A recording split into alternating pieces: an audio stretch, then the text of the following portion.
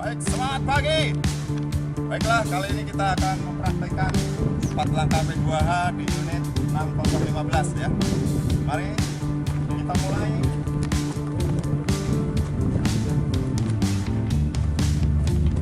Dari atasmen kita lihat di bucketnya, kita periksa apakah kondisinya normal atau tidak. Kemudian strut ya. Di samping itu juga ada side cutting. Kita lihat apakah ada kelonggaran di sini ya, ataupun ada baut-baut yang lepas, harus kita periksa. Kemudian kita lihat juga arem boom, apakah ada keretakan ya. Kita lihat lagi, kemudian ke belakang kita lihat ke power link-nya. Kita lihat power link-nya normal atau tidak ya, barangkali ada lock pin-nya yang lepas. Nah, kemudian setelah semuanya kita nyatakan normal, kita keliling ke belakang.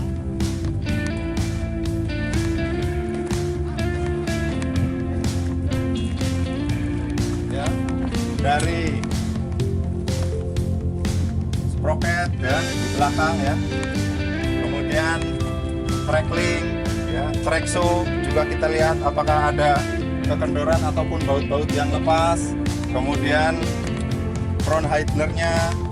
Kemudian di sini ada carry roller 2, kita lihat barangkali ada kebocoran. Kemudian tracknya, track bagian bawah, kita lihat rollernya apakah ada kebocoran atau keausan yang tidak normal.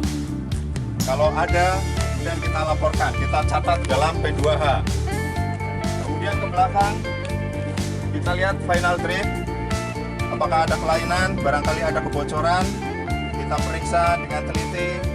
Kemudian sprocketnya, terus kita keliling ke belakang. Kemudian kita lihat dari bawah, bagian bawah apakah ada kebocoran-kebocoran ya yang bisa kita lihat dari bawah. Kemudian juga kita pastikan covernya dari motor travel, apakah ada baut-baut yang lepas atau mungkin kelainan yang timbul akibat operasi sebelumnya. Kemudian track yang sebelah juga kita lakukan hal yang sama ya, kita lihat traksinya apakah ada kekendoran ataupun barangkali ada yang hilang. Kemudian carry roller juga kita periksa, barangkali ada keausan ataupun kebocoran. Kemudian final gripnya juga begitu, kita pastikan tidak ada kelainan ya. Kemudian sprocketnya juga, terus bagian bawah rollernya kita lihat juga, barangkali ada kelainan atau kebocoran. Kalau semuanya normal, kita ke depan.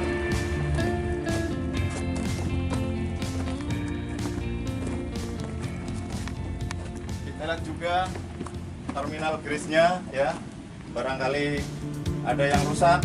Nah seperti ini. Nah ini ada bekas kena material ya.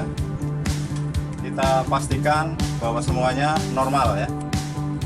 Nah setelah semuanya normal, bagian bawah kita naik ke atas unit, Pak. Selanjutnya di sini juga ada pas fuel ya. Ini fungsinya untuk pengisian fuel. Kemudian di sebelahnya ada emergency stop. Nah, setelah kita pastikan semuanya aman, maka kita naik ke atas unit dengan menggunakan 3 titik tumpu, Pak.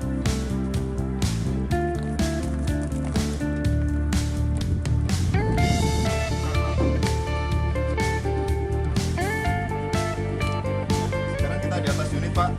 Nah, di sini ada apar ya. Dari bagian terluar ya, aksesorisnya apar, kita pastikan bahwa apar ini kondisinya normal. Ya, ini kitnya masih berada di ring hijau. Kemudian untuk memastikan apar ini masih bisa terpakai atau tidak, kita praktekkan ya. Apabila bunyinya masih seperti pasir, berarti dia masih bisa dipakai.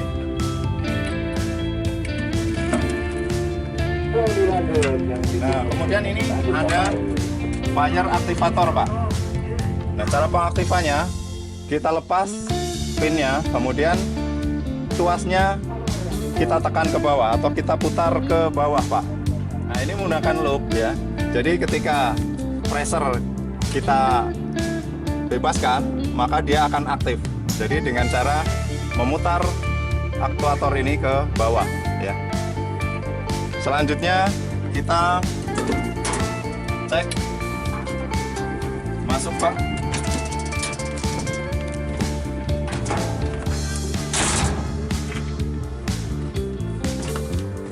Nah, ini adalah fuel tank, Pak ya. Nah, kemudian kita buka cupnya ini, cup engine untuk periksa oli engine, Pak. Buka cup engine-nya, Pak. Kita periksa oli engine ya.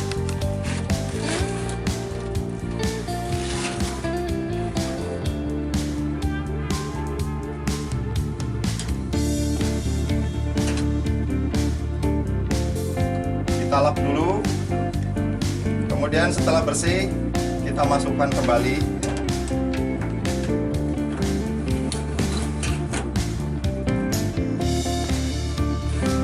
Kemudian kita tarik kembali, Pak.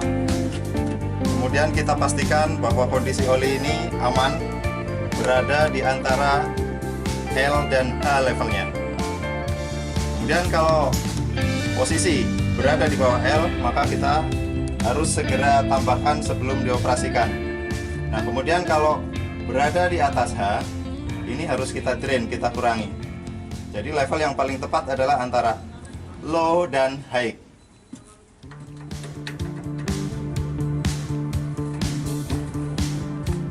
Setelah oli engine, kita periksa level air radiator, Pak. Ya, di sini ada tabung penduga. Nah, kita lihat di sini ada gambarnya. Nah, selain di sini, kita juga bisa mengecek tabung radiator ini di belakang, Pak, dengan gelas penduga yang sama di belakang sana. Pastikan bahwa level air radiator itu normal ya, Pak, kelihatan di tabung penduga ini. Kemudian juga kita lihat seputaran engine, barangkali ada kebocoran-kebocoran yang bisa kita lihat. Kemudian ini adalah air cleaner, Pak, di sini, Pak, bisa kita lihat ya. Kemudian kalau kita mau periksa berarti kita harus buka, Pak. Nah, kemudian setelah kita nyatakan aman, kita beralih melakukan pemeriksaan yang lain. Nah, kita periksa, Pak. Sekarang untuk oli swing ya. Oli swing kita periksa di sini, Pak. Nah, ini adalah tabungnya ya, dengan dua posisi. Ini adalah low, posisi low, kemudian ini adalah high. Pastikan bahwa level oli aman di antara low dan high. Ini adalah tabung untuk memeriksa level oli hidrolik. Di sini ada gambarnya ya, untuk memastikan kondisi oli hidrolik ya, sesuai dengan level yang distandarkan. Nah, kemudian untuk kita tahu bahwa posisi ini standar, kita lihat posisi attachment harus seperti ini, Pak.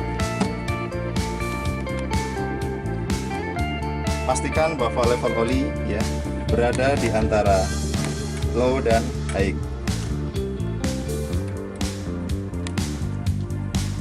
Nah, setelah oli hidrolik kita nyatakan aman, kita akan bergeser ke belakang, Pak. Main pump kita periksa. Barangkali di dalam main pump ini ada kebocoran yang terlihat atau kebocoran atau ketidaknormalan yang terjadi. Nah, kalau semuanya aman, kemudian kita lanjut ke belakang, Pak.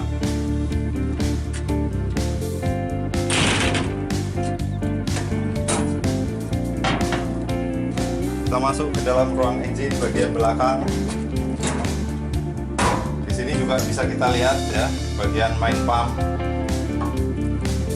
Semuanya kering atau tidak ada rembesan, berarti semuanya aman. Dan ini juga ada air cleaner, jadi ada dua air cleaner ya, di sebelah sini sama sebelah depan tadi. Nah, di sini kita pastikan tidak ada rembesan oli maupun rembesan air radiator ya. Berarti kondisinya aman. Nah, seperti yang saya jelaskan tadi, di sini juga kita bisa untuk mengecek posisi air radiator atau level air radiator. Jadi ada dua tempat pengecekan. Nah, kemudian ini ada engine emergency stop yang berfungsi untuk mematikan engine dalam posisi emergency ya. Nah, kemudian ini radiator Pak yang tadi ya. Kemudian yang ini adalah after cooler. Yang di sini bisa kita lihat ya, di sambungan-sambungan ini hose. Apakah kondisinya normal atau tidak ya. Setelah kita pastikan normal, kita keluar lagi Pak.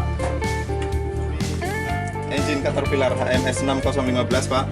Ini oli PTO tidak bisa kita cek ya, karena posisinya berada satu tempat dengan housing flywheel ya, flywheel housing. Jadi tidak bisa kita periksa. Ini adalah oil cooler ya. Jadi letaknya berada di sini. Yang harus kita periksa adalah dari kebocoran-kebocoran yang mungkin timbul. Oke Pak, kita lanjut ke dalam ya. Kalau itu adalah motor swing. Pengecekan olinya berada di sini tadi. Tabung fire suppressor yang harus kita pastikan juga bahwa kondisinya normal. Kita pastikan kicknya berada di ring hijau Pak. Ini adalah tabung fire suppressor. Yang harus kita periksa adalah kita pastikan kicknya berada di ring hijau. Yang berarti pressernya masih bagus. Berarti masih berfungsi dengan normal auto ya, yang terdiri dari emergency stop. Ini berfungsi untuk mematikan engine dengan cara memotong atau memutus aliran fuel. Nah, kemudian di sini ada dua konektor ya.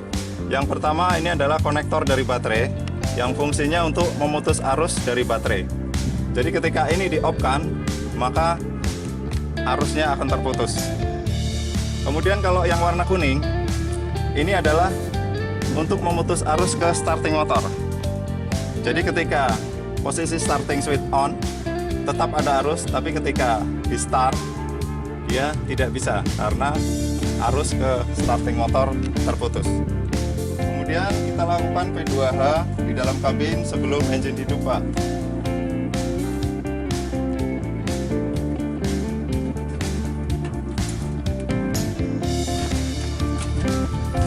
Yang pertama adalah kita lakukan penyetelan tempat duduk ya, sesuai dengan kondisi badan kita. Kemudian kita periksa safety belt. Sebelum menghidupkan engine, pastikan juga lock lever pada posisi aktif atau on ya. Kemudian kontrol lever posisi normal semuanya, kondisi netral. Kemudian selanjutnya adalah kita periksa aksesoris yang lain atau perlengkapan yang ada di dalam kabin, termasuk juga aktuator dari fire suppression ini. Cara pengaktifannya sama seperti yang kita jelaskan di depan tadi. Kemudian di sini ada idle timer ya. Nah, di sini ada engine shutdown yang berfungsi untuk mematikan engine. Tapi pada saat emergency ya. Jadi tidak boleh kita mematikan engine lewat engine shutdown ini kalau tidak dalam kondisi emergency. Nah, selanjutnya ini juga di sini ada engine stop ya, atau engine emergency stop.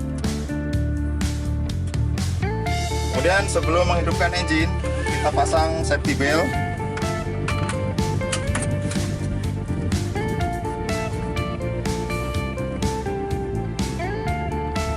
Kita on-kan. Kemudian kita pastikan bahwa radio komunikasi ini berfungsi dengan normal ya. Jadi kita hidupkan sambil menunggu layar monitor siap ya. Kita lihat semuanya dalam kondisi baik tingkat level olinya, kemudian kita warming up engine ya kurang lebih selama 5 menit sebelum kita mengoperasikan unit.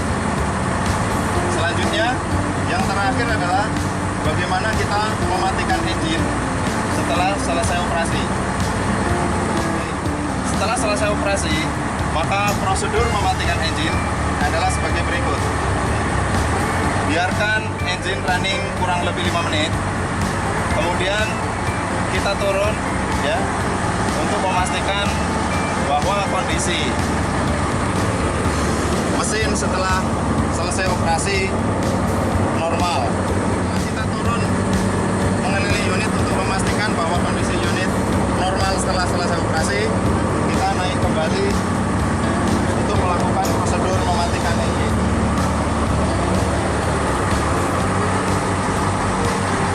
Setelah 5 menit kita melakukan idle ya. Kemudian kita matikan.